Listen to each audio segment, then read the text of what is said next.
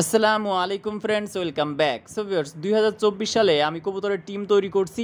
2024 সালে আমি আমার কবুতরগুলো ফ্লাই করাবো।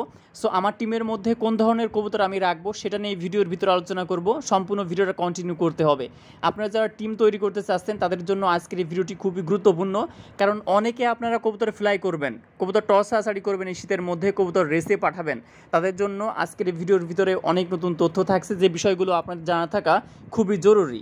2024 এবং 25 সালে আমি আমার কবুতরগুলো ফ্লাই করাবো আমার ব্রিডিং লফট থেকে, কারণ আমার ফ্লাইং লফটে যেহেতু নাই, ব্রিডিং লফট থেকে আমি আমার কবুতরগুলো ফ্লাই করাবো। প্রস্তুতি কিন্তু অলরেডি চলছে, কিছু কবুতর আমি আমার লফটে রাখছি অলরেডি। স্বপ্নকে বাস্তবে 1-2 দিনের ভিতরে রূপ দেওয়া সম্ভব নয়, 1-2 মাসের ভিতরেও অনেক ক্ষেত্রে হয় না, অনেক সময় 1-4-5 বছরের ভিতরেও স্বপ্নটাকে আমরা বাস্তবে রূপ দিতে পারি না।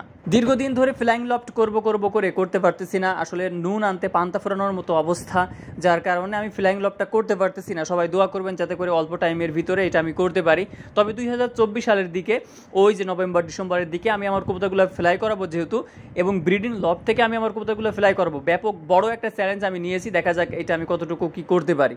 সো পরবর্তীতে ভিডিও ইনশাল্লাহ আপনারা পাবেন। এখন আপনারা আপনাদের টিম কিভাবে তৈরি করবেন, আপনাদের লফটে যে কবুতরগুলো আপনি রাখবেন, আপনার টিম 2024 এবং 25 সালে যে কবুতরগুলো আপনি ফ্লাই করাবেন, যেই কবুতরগুলো রেসে যাবে, এই কবুতরগুলো কেমন হওয়া জরুরি। দেখেন, আমি কিন্তু কোনো কালার আমার লফটে রাখি না, অর্থাৎ একই কালারের কবুতর যে আমি রাখতেছি তা কিন্তু নয়। আমি আজ থেকে 2 থেকে 3 মাস আগে বলছিলাম আমি আমার লফটে যে কবুতরগুলো রাখবো নিজের জন্য, সেগুলো কিন্তু সব হবে আপনার সিঙ্গেল কবুতর। অনেকে আপনারা জোড়া কবুতর নেন, যার কারণে সিঙ্গেল যেসব বাচ্চাগুলো হয় সে বাচ্চাগুলো কিন্তু আমার লফটে থেকে যায়। এই বাচ্চাগুলাই কিন্তু আমি আমার টিমের জন্য রেডি করছি অলরেডি। আপনারা যারা রেস টস সাসারির জন্য বা ভালো ফ্লাইং পাওয়ার জন্য যারা কবুতর খুঁজতেছেন, এই ধরনের সিঙ্গেল কবুতর আপনারা চাইলে নিতে পারেন।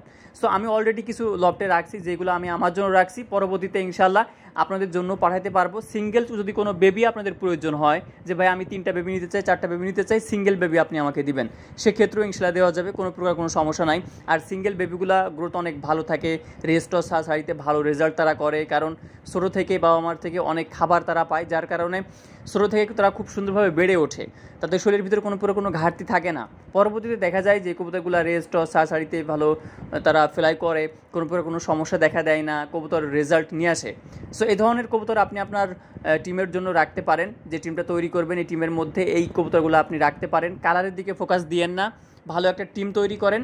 যে কবুতরটা বেস্ট, যে কবুতরটা আপনার লফটের মধ্যে সবচেয়ে সুন্দর যে কবুতরটা, সেই কবুতরটাই আপনি রাখবেন। সুন্দর বলতে জাস্ট কালারের দিকে আপনি ফোকাস দিয়েন না, ভালো লাইনের দেখতে হবে, কবুতরের গ্রোথ দেখতে হবে, কবুতরের অ্যাবিলিটি আপনাকে দেখতে হবে, কবুতর কোনটা পারফরমেন্স আপনাকে দিচ্ছে ভালো, পারফর্ম করছে কোনটা ভালো, সেটা আপনি দেখবেন।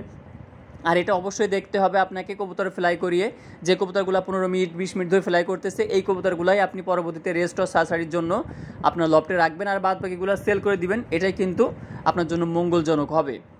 সো ভিউয়ার্স, রেসিং পিজনের মধ্যে কিছু কবুতর আছে যে কবুতরগুলো ভালো ফ্লাই আপনাকে উপহার দেবে, রেস টস সাসারিতে ভালো রেজাল্ট তারা নিয়ে আসবে, কিন্তু তারা ভালো ব্রিডার না। অর্থাৎ যখন আপনি পেয়ার করবেন, সেখান থেকে ভালোভাবে আপনি ডিম বেবি নিতে পারবেন না। এই ধরনের কবুতর কিন্তু পাওয়া গিয়েছে, আমি নিজে আমার লফটে এরকম কবুতর পেয়েছি, যে কবুতরগুলো অলরেডি কিন্তু তারা রেস করা, টস সাসারি করা, ভালো রেজাল্ট করা, কিন্তু ডিম বেবি ঠিক মতো করতে চায় না। আবার কিছু কবুতর আছে যারা আপনার ডিম বেবিও ভালো করে, রেস্ট ও সাসারিতে তাদের রেজাল্ট কিন্তু মাশাআল্লাহ অনেক সুন্দর। সো এই ধরনের কবুতর আপনার লফটে রাখতে হবে। যার কাছ থেকে আপনি কবুতর নেবেন, তার কাছে জিজ্ঞাসা করবেন যে ভাই আপনার কবুতরের পিছনের অবস্থা কী, কেমন ডিম বাচ্চা করে, এরপরে কবুতরগুলো ভালো ফ্লাই করে কিনা, এর আগের জেনারেশনের রেজাল্ট আছে কিনা, রেস করেছে কিনা, কবুতরগুলোর পেডিগ্রি আছে কিনা, ডিটেলস এই বিষয়গুলো ইনশাল্লাহ জানবেন। সো আমরা যখন কবুতরগুলো সেল করি, যখন আমরা কবুতরগুলো বাইরে পাঠাই, প্রত্যেকটা কবুতরের আমরা কিন্তু বাবা মার পেডিগ্রি দিয়ে দিই। অনেকে আপনারা বলেন যে ভাই আপনি আমাকে পেডিগ্রি তৈরি করে দেন, তৈরি করা খুব ঝামেলা হয়, যার কারণে আমাদের লেট হয়। আমরা কি করি, আমরা বাবা মার পেডিগ্রিগুলো দিয়ে দিই ফোনে, আপনারা এটা পরবর্তীতে আপনারা করে নিতে পারবেন ইনশাল্লাহ, এটা ঝামেলা কোনো কিছুই না। সো আশা করি এই বিষয়গুলো আপনারা ক্লিয়ার হয়েছেন। আজকে এ পর্যন্ত, সাবস্ক্রাইব করে পাশে থাকবেন। আসসালামু আলাইকুম।